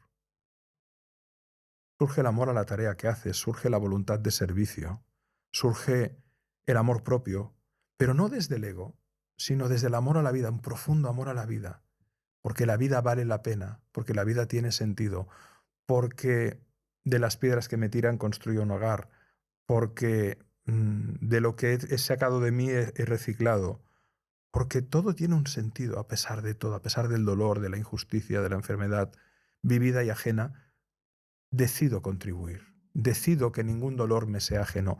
Tu alegría es mi alegría, tu dolor es mi dolor. Y ahí se produce la expansión de conciencia, en el nivel del amor. Pero el amor, ¿cómo se encarna? ¿En qué acción? En la entrega. Y ese es el último poder. Porque la entrega no solo la entrega a los demás, sino al final la entrega de la propia vida. Una vez la has llenado, ya te puedes ir en paz. Además, en una sociedad en la que está moral en decadencia, podríamos decir, o que se incurre en un relativismo moral, que parece que todo el mundo puede dictar su moral, me parece muy importante rescatar valores de este tipo.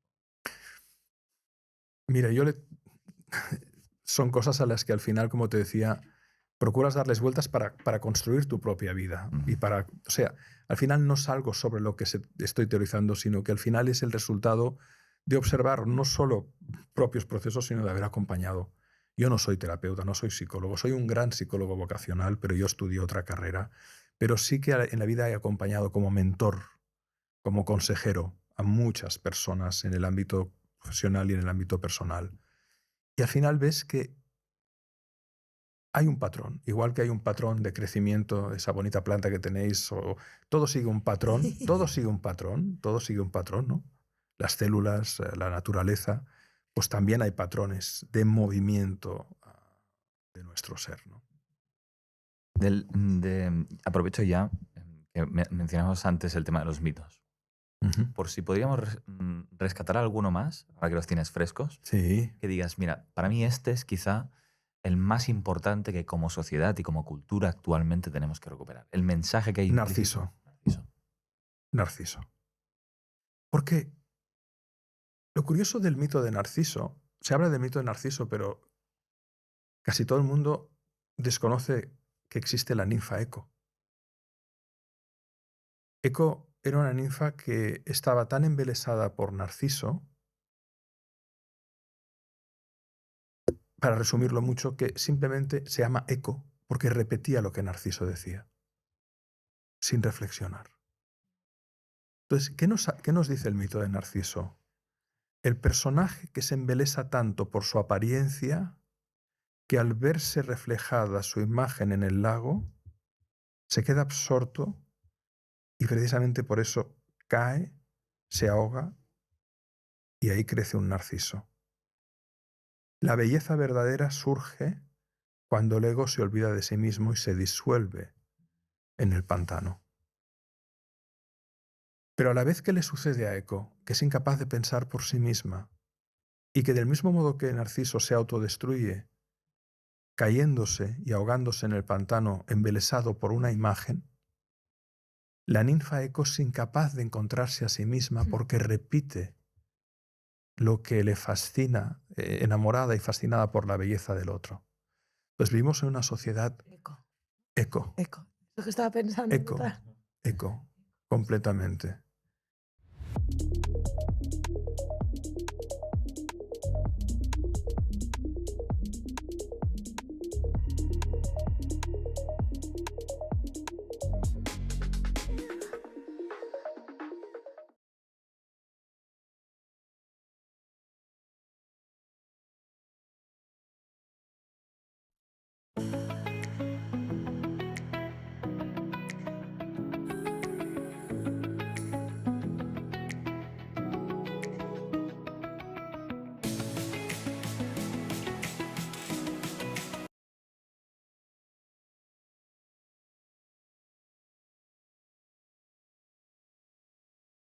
Pero lo bonito del mito es que en la extinción de Narciso volvemos a la naturaleza, surge la flor, que es donde está la verdadera autenticidad. Entonces Narciso lo que nos viene a decir es, oye, no os quedéis en las apariencias. Y si miráis en el pantano, mirad más allá del pantano, veréis los peces, veréis los nenúfares, veréis otros narcisos que están en la orilla. Os estáis perdiendo la vida. Os estás perdiendo la vida en el scroll infinito, os estás perdiendo la vida en la superproducción, en el filtro, y más allá. Tocad la vida de la realidad, no solo en la pantalla. Y dejad de repetir lo que otros dicen. ¿Qué dice tu propia voz? ¿Cuál es tu voz? ¿Cuál es tu palabra? ¿Quién eres? Fascinante el mito de Narciso. A mí me parece que el ninfa... Porque claro, cuando hablamos de esos perfiles, se me ocurren varios narcisos y varias ninfas en mi cabeza. Pero sí que es verdad que la persona que puede encarnar la ninfa, quizás alguien con baja autoestima, con un bajo autoconcepto, que se enamora de cualquier fachada, ¿no? Podríamos decir. Claro, hay ese peligro. Claro. Que se queda prendada de la apariencia. Se queda embelesada por la apariencia. Pero no puede ir más allá. Y por eso es porque está presa de un hechizo, ¿no? Otro mito precioso sería el del ave fénix, por ejemplo, ¿no? Que decide incinerarse completamente y renacer de las cenizas. Es el ejemplo de la humildad, de la transformación, de la transformación radical, desde decir, esto ya no va. Esto ya no va. Esto ya no va. Y por lo tanto muere en un canto. Muere celebrando la vida que ha vivido, quemando la etapa que ha vivido, dejándose consumir completamente y solo desde la consumición total puede resurgir, ¿no? O, por supuesto, el mito de Pigmalión, que es maravilloso. El escultor que ama tanto a la escultura que la diosa que lo ve esculpirla y tocar la sedosa superficie del marfil esculpido y tal, y él va a rezarle a Afrodita, por favor, encarna a esta escultura, la diosa le da la vida, ¿no? Y se convierte. Es uno de los pocos mitos que acaba bien.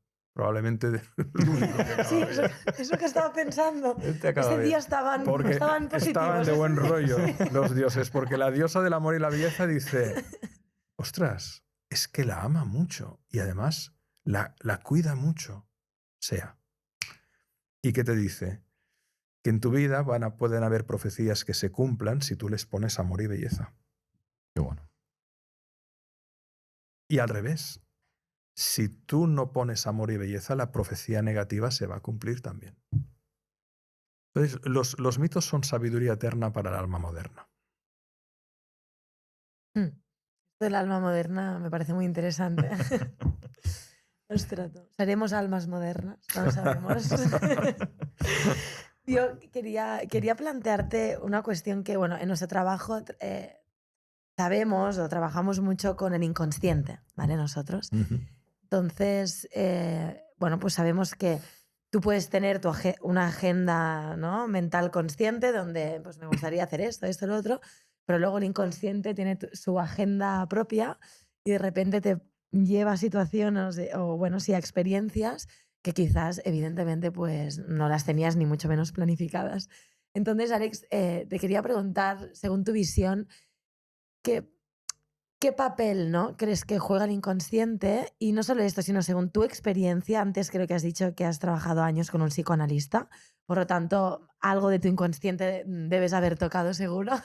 Entonces, ¿qué crees, no? Porque se habla mucho de las creencias limitantes. Pero claro, hay las conscientes y, bueno, según nuestro punto de vista, las inconscientes. Sin duda. Entonces, según tu visión, ¿qué papel tiene el inconsciente y cómo podemos trabajar con él?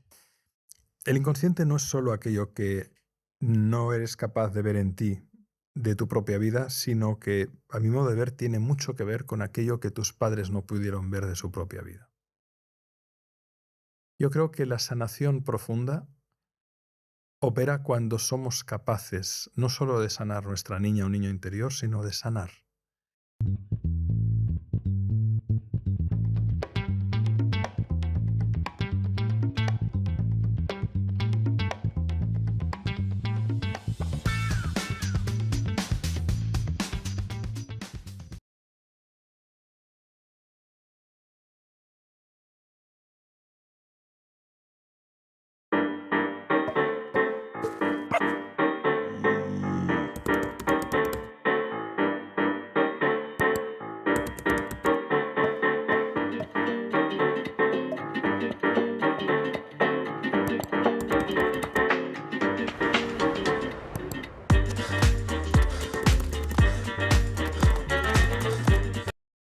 A la niña y al niño interior que hemos introyectado de nuestros padres. A mí el tema de las creencias limitantes y falsas creencias hace muchos años que lo vengo trabajando, incluso con una metodología propia, con resultados muy impactantes en poco tiempo, a la que estableces un diálogo con el niño o la niña, del padre o la madre, de la persona que quiere trabajar eso, y localizas ahí la herida. Cuando digo introyectado es, pues, por ejemplo, ¿no? Mi padre, cuando era niño, fue hijo de mi abuelo, que era un hombre violento y que era un hombre muy complicado. Pero mi padre era una persona de una enorme bondad y sensibilidad. Al tener que enfrentar, que también a mi abuelo tenía su niño herido, ¿no? Cuando tú eres capaz de entender que eres el resultado de una cadena de emociones adaptadas en los niños de tus ancestros, ahí está el inconsciente. Es el resultado de una cadena de heridas, ¿no? De los niños y niñas Sí, que sí. forman parte de tus genitores. Cuando tú vas entendiendo y abrazando esas heridas, hay una gran liberación, una inenarrable liberación. Porque te das cuenta que mucho del dolor, por no decir que todo el dolor que pervive en la humanidad, no deja de ser la conversión del amor en un movimiento de supervivencia a través normalmente de la violencia. ¿Y tuviste que perdonar del niño interior de tu padre y de tu madre? Así lo más destacable. Has ido a saco. Uy, muchas cosas, pero todas tienen que ver con la falta de amor no recibido.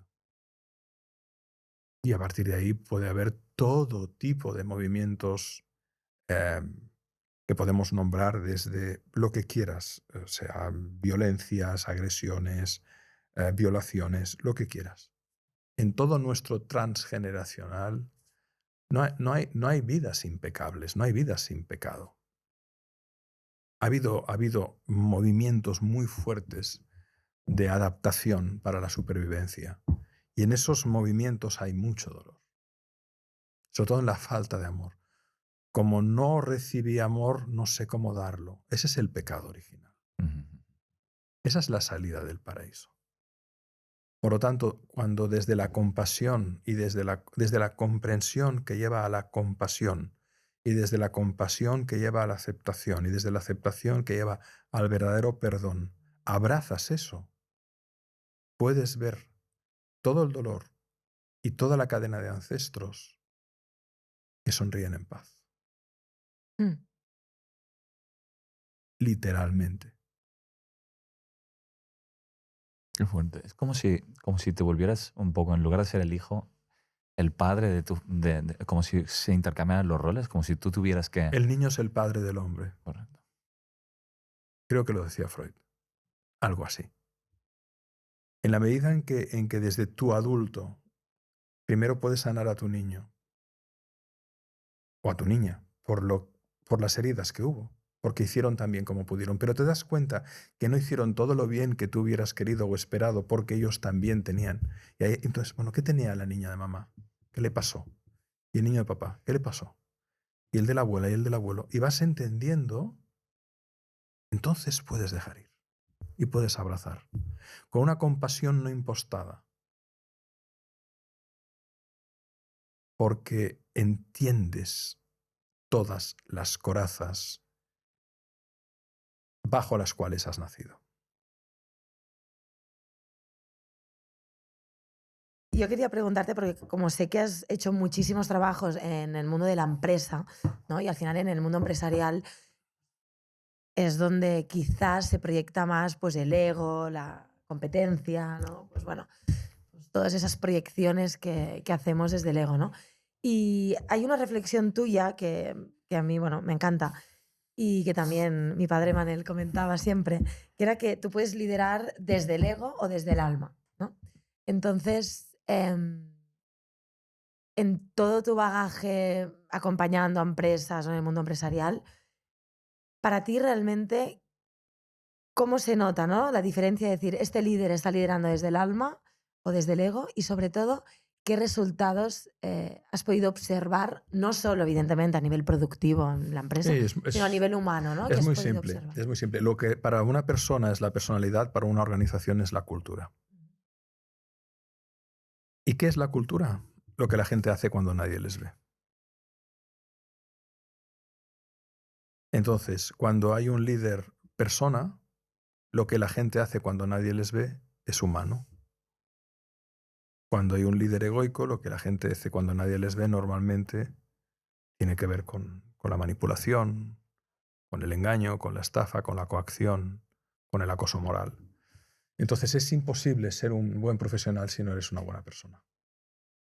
Otra cosa es que seas un profesional que extrae rendimiento, pero ¿a qué precio? Por lo tanto, evidentemente hay de todo y es verdad que donde se hace una potenciación del ego es en las esferas de poder, ya sea corporativo o político. Una persona le da recursos y, bueno, esto lo simbolizó muy bien George Lucas en Star Wars en la figura del emperador que se va deformando, ¿no? El emperador Palpatine, ¿no? Que se va deformando y tiene esas ojeras y tiene esa boca podrida y la putrefacción del poder, ¿no? Mientras que la contraparte de los Jedi, que serían los líderes de servicio vocacionales, ¿no? La luz y la sombra, el arquetipo, ¿no? De Joseph Campbell, el camino del héroe, y todas esas cosas que se reflejan también en Harry Potter, El Señor de los Anillos, las Crónicas de Narnia, Star Wars, Star Trek o lo que quieras, ¿no? O los Marvel, ¿no? Cualquier historia arquetípica, hablando de mitos contemporáneos, te habla de eso. Entonces, evidentemente, la clave... En realidad, fíjate qué paradoja, ¿no? Las culturas de las organizaciones pueden ser destructivas de muchas maneras.